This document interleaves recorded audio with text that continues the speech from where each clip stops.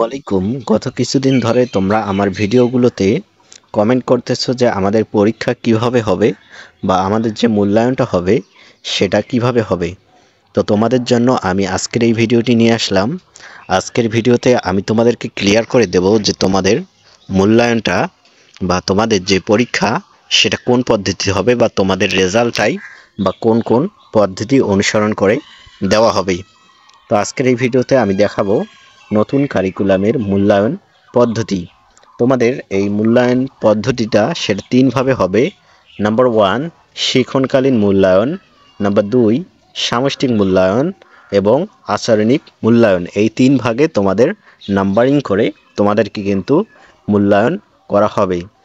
এখন আসি শিক্ষণকালীন মূল্যায়নটা কি।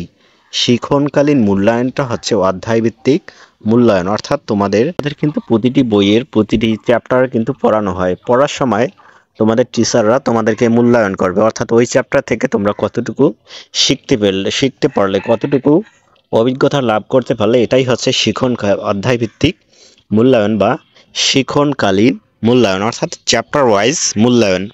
তোমরা কতটুকু শিখতে পারলে, কতটুকু জানতে পারলে, কতটুকু যোগ্যতা অর্জন করতে পারলে ওই চ্যাপ্টার থেকে, এটাই কিন্তু এই শিক্ষণকালীন মূল্যায়ন। তোমাদেরকে শ্রেণীকক্ষেই কিন্তু বিভিন্ন ধরনের প্রশ্ন করবে, বিভিন্ন ধরনের কাজ করতে দিবে। তোমরা যদি সেগুলো করতে পারো সেই অনুযায়ী কিন্তু তোমাদের মূল্যায়নটা করা হবে। এটা কিন্তু সারা বছরেই মূল্যায়নটা থাকবে। যাদের অভিজ্ঞতা ভালো থাকবে, যাদের যোগ্যতা বেশি থাকবে, তারা এখানে কিন্তু মূল্যায়নটা তাদের ভালো নাম্বার পাবে। এখানে আরেকটা কথা বলে রাখি, এখানে কিন্তু তোমাদের আগে যেভাবে নাম্বার দিতে 100-র মধ্যে 90, 100-র মধ্যে 80, সেভাবে কিন্তু কখনোই নাম্বারিং করা হবে না। এখন তোমাদেরকে যারা ভালো করবে বা যাদের অভিজ্ঞতা, যাদের যোগ্যতাটা ভালো থাকবে, তাদেরকে কি দেওয়া হবে? ত্রিভুজ। এবং যারা তার চেয়ে কম করবে তারা হবে চতুর্ভুজ, এবং তার চেয়ে কম করলে সেটা হবে বৃত্ত। এভাবেই তোমাদের নাম্বারিংটা করা হবে, অর্থাৎ কোনো ভেদাভেদ থাকবে না। তোমাদের শ্রেণীকক্ষেই সবাই তোমরা ত্রিভুজ পেতে পারো। কেউ 1 নাম্বার, কেউ 2 নাম্বার, এরকম কোনো থাকবে না। সবারই সমতা থাকবে। তোমরা সবাই ভালো স্টুডেন্ট হিসেবে থাকতে পারবো যদি এই তিনটি মূল্যায়নে তোমরা ভালোভাবে দিতে পারো। তো আমরা অধ্যায়ভিত্তিক মূল্যায়নটা জানলাম, এখন আমরা সামষ্টিক মূল্যায়নটা জানবো। এই সামষ্টিক মূল্যায়নটা হচ্ছে অর্ধবার্ষিক এবং বার্ষিক, এই দুই ভাগে ভাগ করা হয়েছে। অর্থাৎ বছরের মাঝামাঝি সময়ে একটি পরীক্ষা হবে বা মূল্যায়ন হবে, এবং বছরের শেষ ভাগে এই মূল্যায়নটা করা হবে। বার্ষিক পরীক্ষার এই মূল্যায়নটা করা হবে।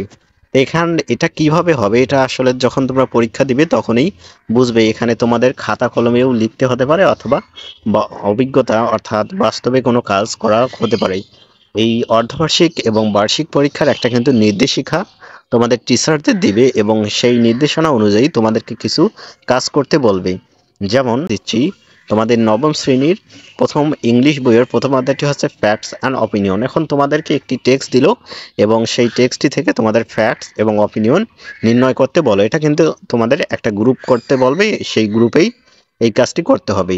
যে গ্রুপ ভালো করবে তাকে ত্রিভুজ দেবে, এবং প্রত্যেক গ্রুপেই যদি ভালো করে তাহলে প্রত্যেক গ্রুপেই ত্রিভুজ দেবে। আবার কোনো কাজ করতে, যেমন গাছ রোপণ কিভাবে করতে হয়, সেরকম বাস্তব ভিত্তিক কিন্তু কাজ করতেও দিতে পারে।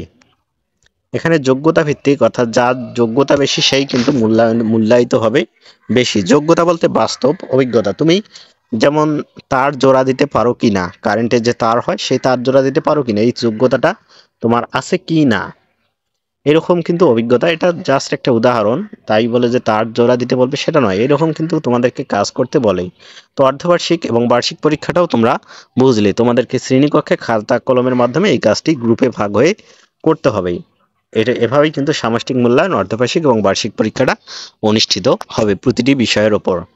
এরপর আচরণিক মূল্যায়ন। এখানে আসলে বিষয়টা হচ্ছে তোমাদের যে আচরণ হবে, টিচারদের সাথে তোমরা কেমন আচরণ করছো তার উপরেও কিন্তু তোমাদের মার্ক বা মূল্যায়ন হবে। তোমাদের বড় ভাইদের সাথে, বন্ধুদের সাথে, পাড়া প্রতিবেশীদের সাথে কিভাবে মূল্যায়ন তোমরা আচরণ করতেছো, এটার উপরেও কিন্তু তোমাদের মার্ক থাকবে বা তোমাদের মূল্যায়িত করা হবে। আশা করি তোমরা বুঝতে পেরেছো। তো তোমাদের এই তিনটি উপায়ই কিন্তু মূল্যায়ন করা হবে। জুলাই থেকে কিন্তু তোমাদের যে ষান্মাসিক বা অর্ধবার্ষিক যে পরীক্ষা সেটা কিন্তু শুরু হবে, মূল্যায়নটা শুরু হবে এবং বছরের শেষ ভাগে কিন্তু বার্ষিক মূল্যায়নটা শুরু হবে। তো এখানে যে অ্যাসাইনমেন্ট বিভিন্ন যে উত্তর তৈরিতে আমি কিন্তু তোমাদের সহযোগিতা করব, তোমরা অবশ্যই আমার এই চ্যানেলের পাশে থাকবে। তো এখানে নতুন কারিকুলামের বা নতুনভাবে যে মূল্যায়নের যে বিষয়গুলো মাথায় রাখতে হবে সেটা হচ্ছে কারিকুলাম বিষয়বস্তু ভিত্তিক নয়, বরং যোগ্যতা ভিত্তিক। যার যত বেশি যোগ্যতা সেই সেই কিন্তু এই মূল্যায়নে এগিয়ে থাকবেই। তুমি কতটুকু তোমার বই মুখস্থ করেছো এটার দ্বারা কিন্তু তোমাকে কখনোই মূল্যায়িত করা হবে না। তুমি একটা চ্যাপ্টার পড়েছো, সেই চ্যাপ্টার পড়ে তুমি কতটুকু বুঝেছো, কতটুকু কাজ করতে পারবে, হাতে কলমে কতটুকু তুমি কাজ করতে পারবে, সেটাই হচ্ছে এখানে মুখ্য বিষয়, এটাই হচ্ছে যোগ্যতা। এখানে শিক্ষার্থীর শিক্ষণের উদ্দেশ্য হলো কিছু সুনির্দিষ্ট যোগ্যতা অর্জন। হ্যাঁ, এখানে তোমাদের যোগ্যতা অর্জন করাই হচ্ছে মূল লক্ষ্য। অর্থাৎ আমরা যেভাবে মুখস্থ করতাম আগে এবং কিছুদিন পর ভুলে যেতাম, সেটা কিন্তু হবে না। তোমাদের যোগ্যতা কিন্তু তৈরি করাই হচ্ছে নতুন কারিকুলামের উদ্দেশ্য। কাজেই শিক্ষার্থী বিষয়গত জ্ঞান কতটা মনে রাখতে পারছে তা এখন আর মূল্যায়নের মূল বিবেচ্য নয়, বরং যোগ্যতার সব কয়টি উপাদান জ্ঞান, দক্ষতা, দৃষ্টিভঙ্গি ও মূল্যবোধের সমন্বয়ে যে কতটা পারদর্শিতা অর্জন করেছে তার ভিত্তিতেই তাকে মূল্যায়ন করা হবে। তো এরপর 2 নম্বরে আমরা আরো কিছু শিখে নেই। শিখন শেখানো প্রক্রিয়াটি অভিজ্ঞতা ভিত্তিক। এখন কিন্তু তোমরা জানো তোমাদের হাতে কলমে অভিজ্ঞতা ভিত্তিক ভাবে কাজ করানো হয়। অর্থাৎ শিক্ষার্থী বাস্তব অভিজ্ঞতা ভিত্তিক শিক্ষণের মধ্য দিয়ে যোগ্যতা অর্জনের পথে এগিয়ে যাবে। আর এই অভিজ্ঞতা চলাকালে শিক্ষক শিক্ষার্থীর কাজ এবং আচরণ পর্যবেক্ষণ করে মূল্যায়ন চালিয়ে যাবেন। অর্থাৎ এখানে শিক্ষণকালীন মূল্যায়নের কথা বলা হচ্ছে। সারা বছর তোমাদের যে কাজ দেবে, বিভিন্ন প্রশ্ন করবে, অধ্যায় ভিত্তিক বিভিন্ন প্রশ্ন করবে, সেগুলো তোমরা কতটুকু করতে পেরেছো, কতটুকু বুঝেছো, কতটুকু অভিজ্ঞতা বা যোগ্যতা অর্জন করেছো, সেটাই এখানে মুখ্য বিষয়। প্রতিটি অভিজ্ঞতা শেষে পারদর্শিতার সূচক অনুযায়ী শিক্ষার্থীর যোগ্যতা অর্জনের মাত্রা রেকর্ড করবেন। অর্থাৎ তোমাদের প্রতিটি অভিজ্ঞতা, প্রতিটি কাজ, প্রতিটি প্রশ্নের পর তোমাদের যে অভিজ্ঞতাটা, অর্থাৎ তোমরা যে উত্তরটা দেবে, তোমরা কতটুকু যোগ্যতা অর্জন, তোমাদের পারদর্শিতা কিন্তু খাতায় বা একটা নির্দিষ্ট জায়গায় রেকর্ড করা হবে। সেটাই কিন্তু বছর শেষে তোমাদেরকে মার্কিং বা মূল্যায়ন করা হবে। এরপরে আমরা আরো কিছু শিখে নেই। নম্বর ভিত্তিক ফলাফলের পরিবর্তে এই মূল্যায়নের ফলাফল হিসেবে শিক্ষার্থীর অর্জিত যোগ্যতার জ্ঞান, দক্ষতা, দৃষ্টিভঙ্গির ও মূল্যবোধ বর্ণনামূলক চিত্র পাওয়া যাবে। তোমাদের জ্ঞান, দক্ষতা, দৃষ্টিভঙ্গি এবং মূল্যবোধের উপরেও কিন্তু তোমাদের মূল্যায়ন হবেই। এরপর আমরা 4 নম্বরে দেখি, শিক্ষক সহায়িকা অনুযায়ী একটি অভিজ্ঞতা চলাকালীন সময়ে শিক্ষার্থী যে সকল কাজের নির্দেশনা দেওয়া আছে শুধুমাত্র ওই কাজগুলোকেই মূল্যায়নের জন্য বিবেচনা করতে হবে। বিষয়ভিত্তিক নির্দেশনার বাইরে শিক্ষার্থীদের অতিরিক্ত কাজ করানো যাবে না। অর্থাৎ তোমাদের যেমন একটি করে বই দেওয়া হয়েছে, তেমন তোমাদের স্কুলের টিচারদেরও কিন্তু একটি গাইড, টিচার্স গাইড নামে একটি বই দিয়েছে এবং সেই বই তাদেরকে দেখানো হয়েছে যে কিভাবে কাজ করতে হবে, কিভাবে অভিজ্ঞতা দিতে হবে, কিভাবে ক্লাস নিতে হবে। তো সেগুলোর বাইরে আর কিছু করা যাবে না, সেটাই এখানে বলা হয়েছে। এরপর অভিজ্ঞতা পরিচালনার সময় যেখানে শিক্ষা উপকরণের প্রয়োজন হয়, শিক্ষক নিশ্চিত করবেন যেন উপকরণগুলো বিনামূল্যের, স্বল্প মূল্যের এবং পুনঃব্যবহারযোগ্য উপাদান দিয়ে তৈরি।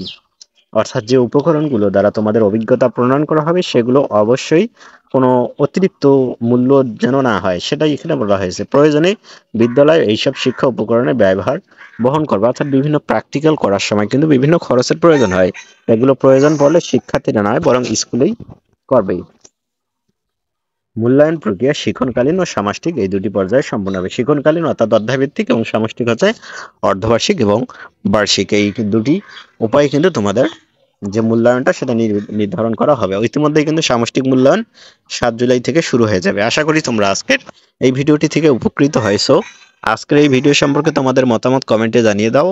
আর আজকের ভিডিওটি দেখার জন্য অসংখ্য ধন্যবাদ।